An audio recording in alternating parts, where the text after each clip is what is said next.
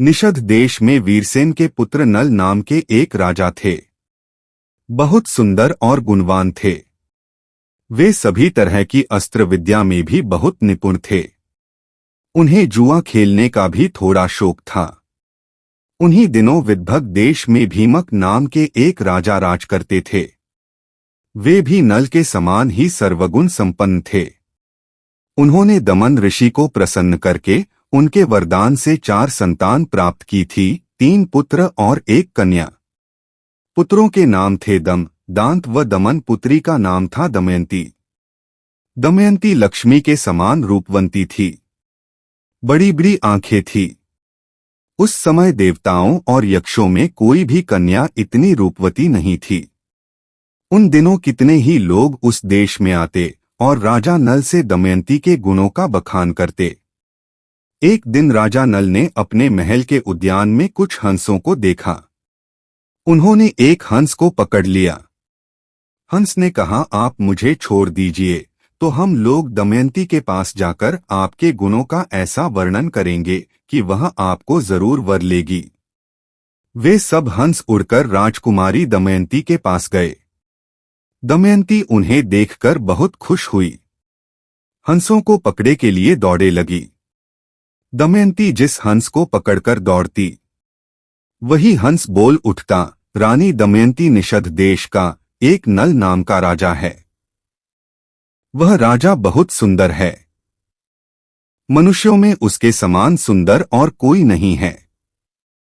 वह मानो साक्षात कामदेव का स्वरूप है। यदि तुम उसकी पत्नी बन जाओ तो तुम्हारा जन्म और रूप दोनों सफल हो जाएं। वह अश्विनी कुमार के समान सुंदर है। मनुष्यों में उसके समान सुंदर और कोई नहीं है। जैसे तुम स्त्रियों में रत्न हो, वैसे ही नल पुरुषों का आभूषण है। तुम दोनों की जोड़ी बहुत सुंदर है। दमयंती ने कहा, हंस तुम नल से भी ऐसी ही बात कहना। हंस ने लौटकर राजा नल को उनका संदेश दिया। दमयंती हंस के मुंह से राजा नल की कीर्ति सुनकर उनसे प्रेम करने लगी। उसकी आसक्ति इतनी बढ़ गई कि वह रात दिन उनका ही ध्यान करती रहती। शरीर धूमिल और दुबला हो गया। वे कमजोर सी दिखने लगी। सहेलियों ने दमयंती के मन के भाव जानकर राजा से निवेदन किया कि आपकी पुत्री अस्वस्थ हो गई हैं। राजा ने बहुत विचार किया और अंत में इस निर्णय पर पहुंचा कि मेरी पुत्री विवाह योग्य हो गई है।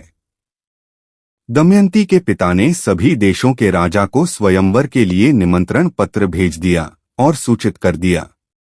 सभी देश के राजा हाथी व घोड़ों के रथों से वहां पहुंचने लगे। नारद और पर्वत से सभी देवताओं को भी दमयंती के स्वयंवर का समाचार मिल गया। इंद्र और सभी लोकपाल भी अपने वाहनों सहित रवाना हुए। राजा नल को भी संदेश मिला तो वे भी दमयंती से स्वयंवर के लिए वहां पहुंचे। नल के रूप को देखकर इंद्र ने रास्ते में अपने विमान को खड़ा कर दिया और नीचे उतरकर कहा कि राजा नल, आप बहुत सत्यव्रती हैं। आप हम लोगों के दूत बन जाइए। नल ने प्रतिज्ञा कर ली और कहा कि करूंगा।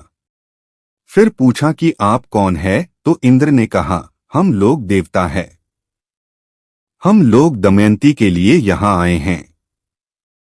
आप हमारे दूत बनकर दमयंती के पास जाइए और कहिए कि इंद्र, वरुण, अग्निदेव, यमदेवता तुम्हारे पास आकर तुमसे विवाह करना चाहते हैं। इनमें से तुम चाहो उस देवता को अपना पति स्वीकार कर लो। नल ने दोनों हाथ जोड़कर कहा कि देवराज, वहां आप लोगों का और मेरे जाने का एक ही प्रयोजन है।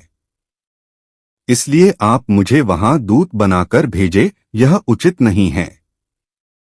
जिसकी किसी स्त्री को पत्नी के रूप में पाने की इच्छा हो चुकी हो, वह भला उसको कैसे छोड़ सकता है और उसके पास जाकर ऐसी बात कह ही कैसे सकता है।